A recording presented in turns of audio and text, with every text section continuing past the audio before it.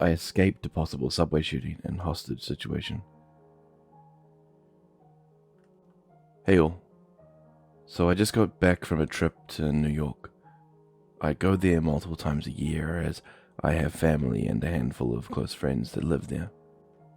Been meaning to post this since it happened a couple of nights ago, but I wanted to make sure I had time to sit down and regather all the details correctly. I'm sure we've all heard crazy subway stories at one point or another, but I never thought I would end up in one of those that was this terrifying. So I was heading back to my hotel room from a friend's house at about 3 a.m. My friend lives deep in Brooklyn. My hotel is in Manhattan.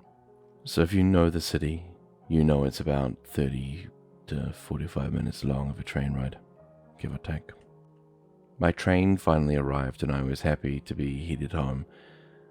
I was exhausted and it was late. My trip had gone unexpectedly well until this point. So I had faith I'd be able to get home with no worries, especially since the trains and streets were basically empty at this hour. The train was brand new and had just been cleaned, something that I've never seen before. Hell, it even smelled like new car and still had fresh mop water on the floor. There was only about 3 other people in my train, all minding their own business. So far, so good. About 2 stops into the train ride, a big man that looked like he was in his late 20s stumbled into a train car mid-ride through one of the connecting doors of the cars. He had on a Nike ski mask, ski mask, which usually isn't a good sign on a nice 70-degree night in general context. But I'm not going to judge by appearances. Plus, I know that the shitsky mask is sort of a trend nowadays, so I didn't think too much about it at first. He sort of hobbled in and was clutching his stomach, almost as if he was concealing something or hiding a wound. His eyes were bloodshot red, and the first thought I had was he was high or something. He immediately hobbled onto the nearest corner and sort of sulked into the corner, facing it until the next stop. He then ran out the closest door and erupted into the most painful cry I've ever heard. He was just screaming, moaning, and crying, all while stumble running alongside the stopped train on the platform, still clutching his stomach, screaming like why and gasping for air. Keep in mind, I'm sitting in the middle of the train facing away from the side that he got off, so I'm just breaking my neck behind me as he's running behind me and watch what's going on. He then ran back inside the same car, through the door on the opposite side of the car now. He was on my right before, and now he's on my left. There's no one between me and him now since everyone else was closer to the right side. He did the sulking while facing into the corner again on the other side of the car now, but this time he just kept screaming, crying, and yelling things like why again, but he was crying so hysterically that it was hard to make out a lot of what he was saying from the certain words I gathered, though. I am almost positive a very close friend of his had just gotten killed or something. It's the only thing that would explain the way he's acting and the things he was saying. Plus, he was suited up like he had just come back from a street mission gone bad or something. At this point, everyone in the train was frantically flicking their eyes over to him every few seconds. You could tell they were panicked, but not trying to cause a scene about it or rile him up more. I was getting a little sussed out myself, but I had seen/heard about worse on the subway, and if someone he knew had really just died, then I honestly felt terrible for the guy before anything else. But then the entire situation escalated to a point that I had only seen in movies or crime shows until now. The man sat in his corner, crying, screaming, and muttering things to himself for another 3 minutes or so. all the while still clutching his stomach as if he was concealing something. I had definitely seen a black object in his hand by this point, but I couldn't tell if it was big enough to be a gun or not. After I saw this, I tried not to take my eyes off him for a long time, since I was closest person to him, but I also didn't want to stare. By this point, he was starting to say concerning things like, someone's going to pay for this, and then he would just repeat it louder and louder, and then he burst into a dialogue that made my heart sink. Keep in mind, he's still facing the corner, hunched over, clutching his items.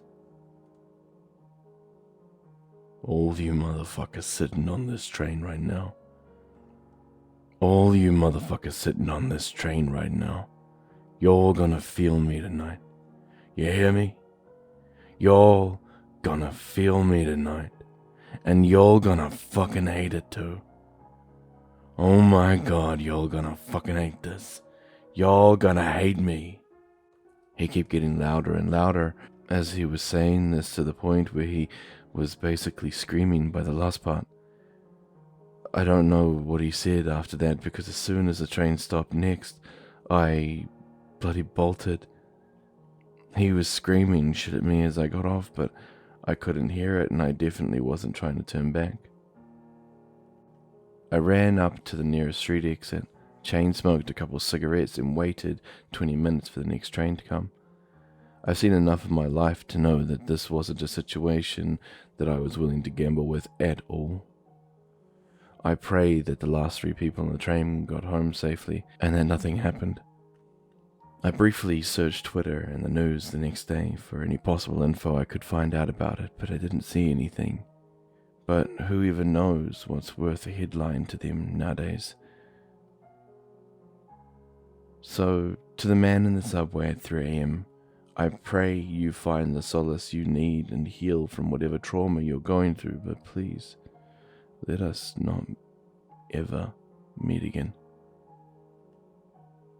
Creepy old man I saw at the creek. Hello Reddit. I'm new to posting and found this subreddit on YouTube and thought that I'd share an experience, one I had years ago. I'm new to posting, so I'm sorry if this is long or poorly written, but it scares the shit out of me to think back on, and is 100% true. To start, this happened when I was about 13 or so I may be forgetting or be spotty in some details. I grew up in Ohio, in a suburb outside of Dayton that didn't get much crime, so my parents were very chill about letting me and my siblings do, well, whatever. One day, me and my sister's friend wanted to go down to the local creek during the day. This wasn't unusual since there was really nothing else to do in my town. The creek was about 10 minutes of a walk from my house, and nothing notable happened on the way there. The opening to the creek was like a gravelled hill of the side of the road. Once you walk down the gravel hill, you will walk a few minutes and then you'll get to a small waterfall, which is where me and my sister's friend decided to stop at. After about 15 minutes of us messing around, we noticed a woman walking by us. This wasn't unusual, as it was a semi-popular spot for people to walk and take in nature. What was weird about it was an older man, probably 40 to 50. He was walking about 20 feet behind her, a distance that doesn't seem like they are with each other. We all kinda got a weird feeling about this, so my sister decided to follow a little ways behind. Side note, the way they went had to go down a hill to continue on the trail, and this hill is something you could see almost the whole trail. So my sister stands at the top of this hill watching, and the woman looks behind her and sees the old man.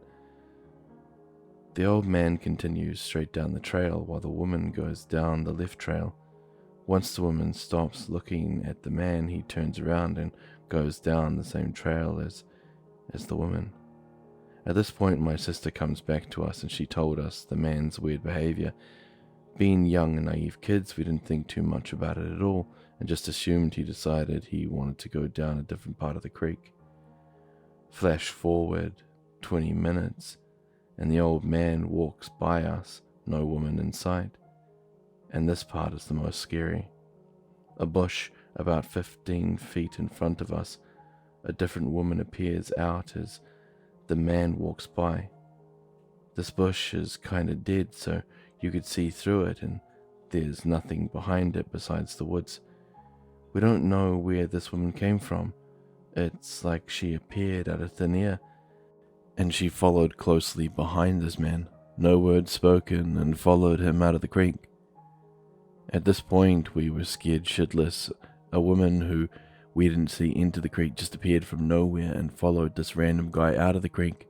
We stayed another 10 minutes to make sure we weren't anywhere near this old man and never saw the first woman leave. The trails only take about 15 minutes from start to finish. Not a big track at all. And once you've reached the end, it's a construction zone where they have prohibited anyone from entering due to a demolishing of some mansion happening in the area. The first woman we saw seemed to have disappeared. We have no idea if the old man did anything to her, nor do we know who or where the second woman came from. We ran home and didn't see either the old man or the woman. We lived in a small town where everyone knew everyone, but we didn't recognize the man or either woman. From first sight, the old man, we all had this creepy feeling about him. So, to that old man I saw in 2010, let's not meet. The Black Figure. A few months ago, I moved into a small town for a fresh start. Everything seemed perfect until the stalking began. It started subtly, but quickly escalated into a nightmare that still haunts me.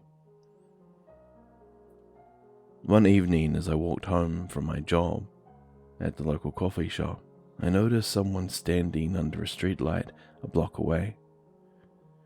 It was late and the streets were deserted. The figure didn't move, just stood there, watching. I brushed it off as someone waiting for a friend and quickened my pace. When I glanced back, the figure was gone. The next morning, I found a note under my door. It read, "I see you." I tried to convince myself it was a prank, but over the next few days, the notes kept coming, each one more unsettling than the last. "You look lovely today. I know where you work. You can't hide from me." The handwriting was always the same, neat, precise, and chilling. I reported it to the police, but without a suspect, they couldn't do much. One night I came home to find my front door slightly ajar. My heart pounded as I stepped inside, every sense on high alert. I checked every room. Nothing seemed out of place, but the air felt thick with a sinister presence. I installed a security system and cameras, hoping that would bring me some peace of mind. For a while, things were quiet. Then one morning I checked the footage at around 3 a.m. A hooded figure appeared at my door. They stood there for hours, just staring at the camera. I couldn't see their face, but their stillness was unnerving. I showed the footage to the police, but without a clear identification, they couldn't help. A week later, I was in bed trying to sleep when I heard a soft tapping on my window. I live on the second floor, so it couldn't have been an animal. I froze. The tapping continued, rhythmically and deliberate. Summoning all my courage, I crept to the window and peeked out through the blinds. On the fire escape was a hooded figure, their face hidden in shadow, but their eyes cold and unblinking, locked onto mine. I screamed and they fled, but the encounter left me terrified. I couldn't stay there any longer. I moved out the next day, leaving everything behind. I still don't know who they were or what they wanted. Sometimes, even now, I feel those eyes watching me from the shadows. Stay safe, everyone. You never know who might be watching you right now. And as for the hooded figure that stared me dead in the eyes that night, let's not meet again. I was nearly kidnapped while walking my dog. This happened roughly an hour ago.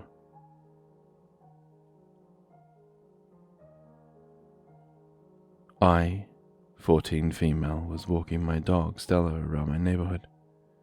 I've been at a craft fair all day and was super tired because it had been raining and I hadn't made much money.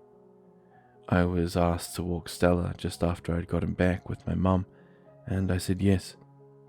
We headed out. I'm strolling along watching the sky because it's looking like it's going to pour and I don't have a raincoat on, just an oversized hoodie. I hear a car turn down the street I'm walking on with Stella, and I don't think much of it. It gets closer to me and slows down. I assume it's going to turn into a driveway, but I look back just to be cautious. The car has no front license plate. This is illegal in Canada. In Canada, you must have both front and back license plates. Though if your car is from the US, but you now live or are just in Canada, you're all good. The car, it doesn't turn into a driveway. I'm a little bit more unsettled now. I hear it slowly getting closer and closer to me, so I pull Stella to the other side of me, off the road. I'm even more frightened when I hear one of the doors on the car open as it's driving. I mutter to myself, oh fuck, here we go. I better be able to scream well. A hand grabs my wrist and jerks me towards the car. I wrestle with the guy for a couple of seconds, then I scream. I have not screamed in quite a while. I'm quite a quiet teen unless I'm with my friends. The dude jerks his arm again, and Stella, being a silly goof, finally gets a clue that I'm in danger. She pounces on the guy, grabbing onto his leg with her jaws, making him scream like a girl himself. One thing to note is that Stella is part terrier. Terriers are rat killers, so when they grab onto something, they ain't letting go. The guy has loosened his grip on me by now, and I seize the opportunity to kick him hard enough to make him drop, if he had been standing. He shrieks and lets go of me, which makes Stella let go of his leg. I grab her and sprint back to my house. I caught the license plate on the back, but I don't remember it now. And I know it was from New Brunswick. I'm in British Columbia. I'm scared to think how far the two men would have gotten with me if Stella hadn't been with me. So to the two guys in that car, fuck you, and let's not meet again.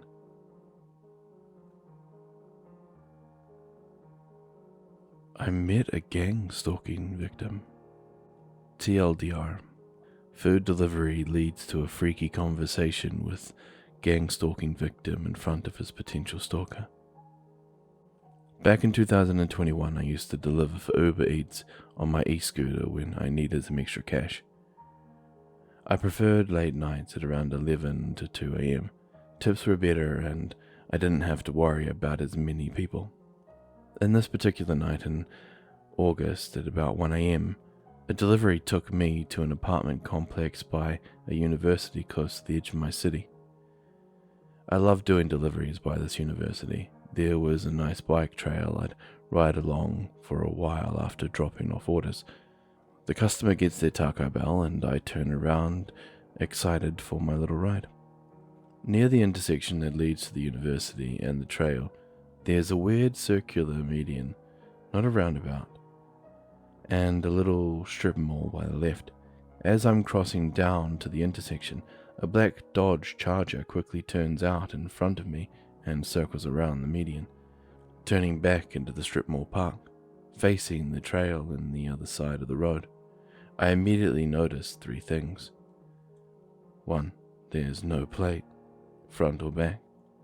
2. The windows were incredibly tinted. It was night. but still I could see absolutely nothing.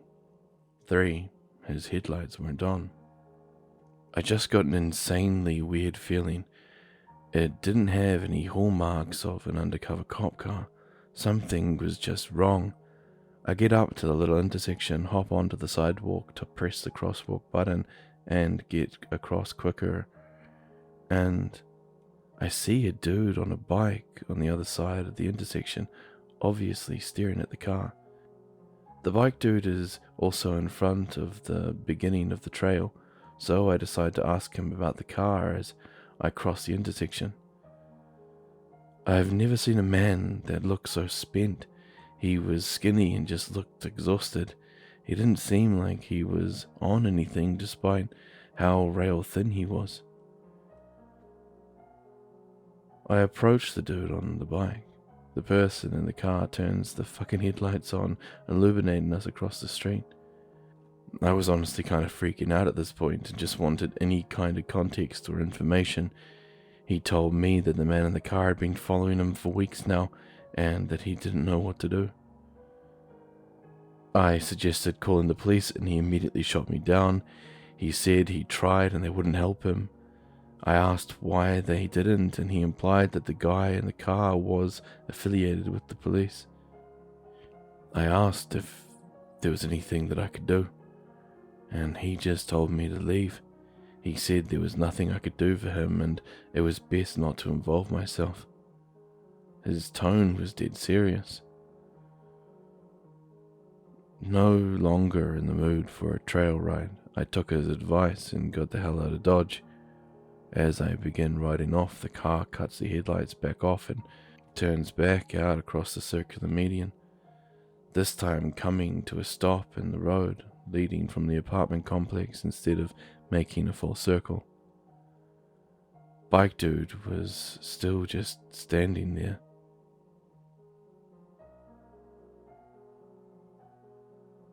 Neither bike dude nor the guy in the car were there when I first approached to make the delivery. It was genuinely the most freaky and weird thing I've ever seen. I still don't know what to make of it because the car was 100% fucking with this guy. But for weeks, like he said? And for what purpose?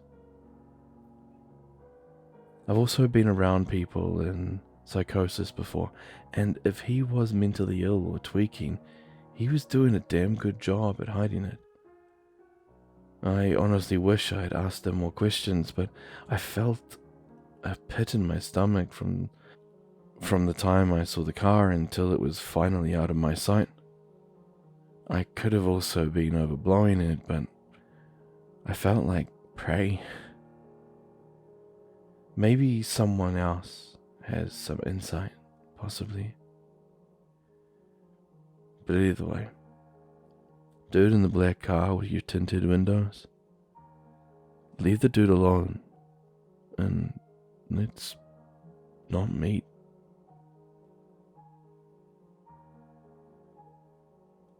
Creepy man. Something strange happened to me when I was probably 15 years old, and I was with 2 of my friends. We were walking around our neighborhood. Our neighborhood is known to be troubled, but nothing's really ever happened to us. So we always went outside at midnight to go for a walk around. We sat by a kindergarten on the bench, chilling and hanging out. We live in a small town, so everybody knows everyone. We notice that some creepy guy gets out of his car. We never seen him before, and he approaches us, stares at us, and starts to load his gun while looking at us. My friends and I froze, and after the click, we ran and jumped over a fence. We were freaking out, and he literally just walked away with his loaded gun. To this day, I'm finding myself asking, why did he do that? Was he changing his mind, or did he just do it to scare us away? It was really weird because my country, the gun laws are very strict, so I thought that stuff would never happen to me. Maybe he was just scaring us away. I don't know. And I mean, maybe we were just overreacting. Either way, creepy guy with a loaded gun. Let's not meet again. Weird old guy with a blue truck. First, sorry if I have bad grammar and punctuation. So this happened when I was about 9 years old in elementary school. There was a dance coming up, and me and my older sister, who was 10 at the time, and like 3 friends, all of us girls, decided we would try to make some money for it. We chose to go around the neighborhood in our bathing suits trying to wash cars for reasons. Our parents weren't the best when it came down to their responsibilities, so they told us that we could. I couldn't tell you how many other people we talked to before we got to this house, but I remember that bright blue truck like it was yesterday. He lived down the street from us, and so we went to his front door that was kind of hidden by a huge deck. We knocked on his door, and the old man, who was rather big, opened the door. He stood there staring at us for a moment, and we asked if we could wash his truck for like $5. He said yes, and even let us use his water hose. We started washing the truck, but for some reason he was watching us, unlike everyone else who let us wash their car, and that did make me uneasy, but I shook it off. But then he pulled out a small camera and started taking pictures, so I started to hurry and did my best to get my friends and sister to follow along with me. When we figured that we were done, we asked for the money. He said he had to get it from his house, so we followed him to his front door. He came out with a whole $20, but by then it was just uneasy, and I was nervous. My sister took notice. He then said he had candy inside if we wanted some. However, we quickly said no, thanks, and ran off. Whenever we would revisit that neighborhood, when I was older, that same blue truck was still there. So freaky dude who took fucking photos of us as children, let's not meet again. I encountered this man when I was 8, and next when I was 18. It was summer break, and we, my family, didn't go out on any trips, unlike every break. I was just 8 years old, and my younger sister was 3. We were playing along with other kids who lived in the same building as us, just on different floors. The building is not exactly an apartment building, it's more of a multi-storied house. The front gate is a bit further from there and the only entrance and exit to the building. So, since we were downstairs and playing, anybody who would enter or exit the building would be visible to us and would be able to greet them. Because, well, every tenant knows us and we know them, as well as their family members who might visit them.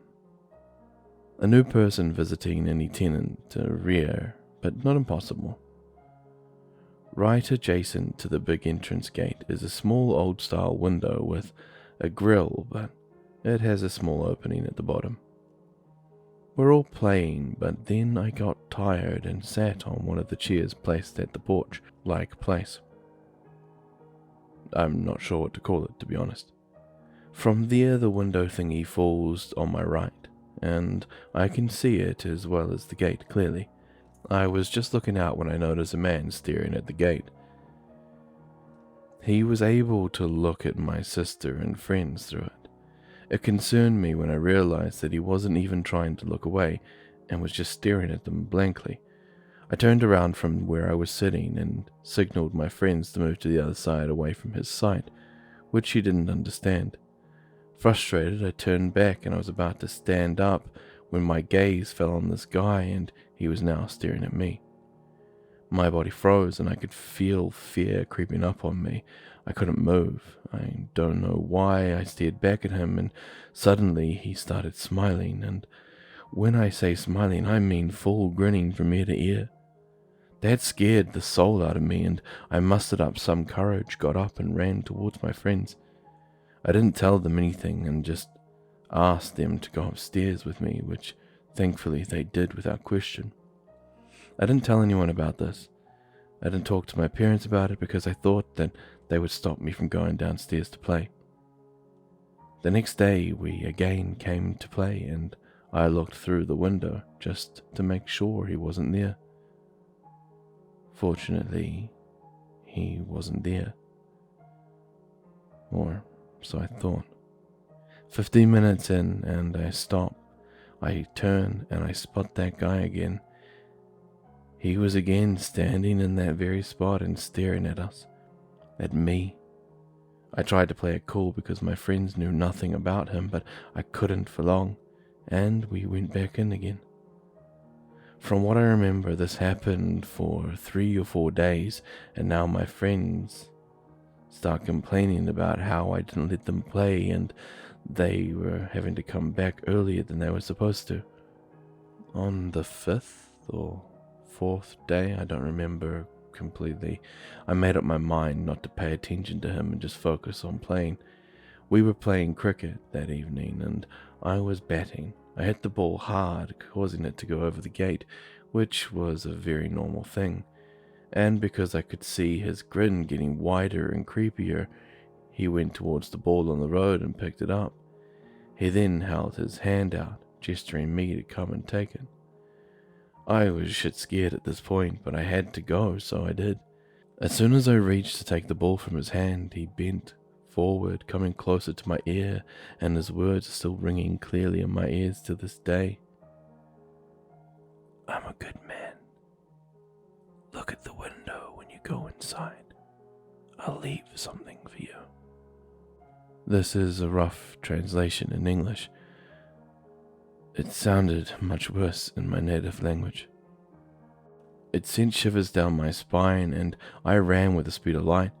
After we were done playing, I saw him sliding a piece of paper from that little opening. He then looked at me, grinned, and waved by. I grabbed the paper and opened it. He had written his phone number and asked me to call him sharp at 2 in the afternoon, and that he knew my parents would be asleep by that time. It was also written that if I didn't do it, my friends' lives would be in danger. As an 8-year-old, I didn't know any better, so I called him through my mother's phone. He picked up the call, and I didn't have the courage to say anything, so I was silent. He said, "You're a good girl. Just like me. You should come stay with me. Come outside. I am waiting to pick you up." Because I live upstairs, I went to the balcony, and he was actually standing near the gate, looking directly at me, waving and smiling. I couldn't contain it anymore, so I started crying and disconnected the call. I ran inside and bawled my eyes out in my room. Thankfully, my mother didn't wake up, and I cried it all out. I didn't go out for the next few days, and everybody kept asking me about it. I still didn't tell them, though. And that guy stopped coming too. I don't remember the time he stopped coming, but he did, and I was relieved. Eventually, this experience just started to fade away, and I grew up. Fast forward 10 years, I was 18 and my mother asked me to buy some snacks. I took my sister and went out. The shop I had to go to was at the end of the road, several houses away, so not far. I was standing in a queue when I felt uncomfortable because of the man standing behind me, because he kept pushing me. Annoyed, I looked at him only to realize it was the same man. My face went pale and I could feel my heart throbbing in my throat. I tried not to panic and calm myself down by telling myself that he couldn't do anything in public. There were tons of people there, and that gave me a sense of security. As soon as my order came, I took out my wallet hastily to pay. He beat me to it. The owner looked at him weirdly, and then at me because I was a regular there, and he was seeing this man for the first time. I paid for it anyway, and the owner politely asked him to take his money back. I gave the bag to my sister and asked her to go home, and to inform our mother about the man following us, just in case he attacks. I'll have a backing, and she would be safe too. Our house is within vision of the shop, so I waited for her to get inside, and now it was my turn to go home. As soon as I stepped out, the man followed me and said something like, "You're a beautiful lady now. Let's catch up." Again, a rough translation.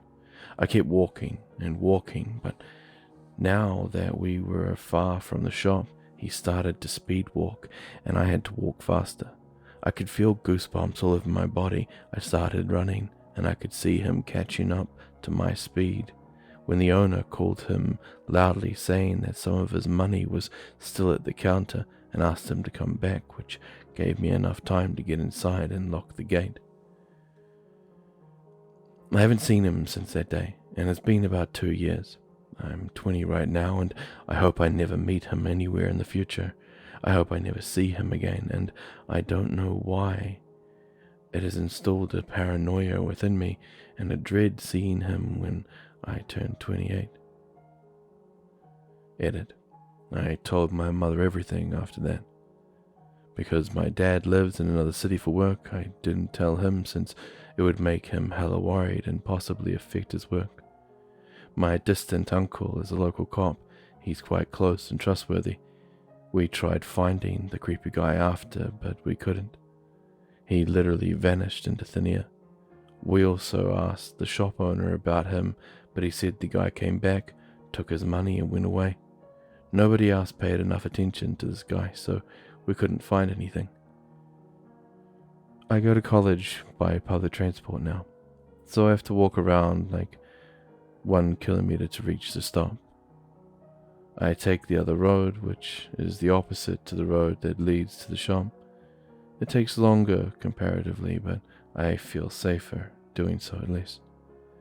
Not once have I seen that guy or felt anything creepy since then, which is a relief, but then again, I'm kind of paranoid every time I step out. Though I do carry pepper spray and a sharp keychain with me all the time. About moving out. We can't afford that just yet. Possibly after I complete my degree, which I still have 3 years left on. Anyway, creepy guy, who I'm hoping I never meet, can you do me a favor and make sure that we don't? Hello everyone, Grimm here. Thank you very much for making it to the end of this video. I hope you've enjoyed it. Thank you all for participating in the polls that come through.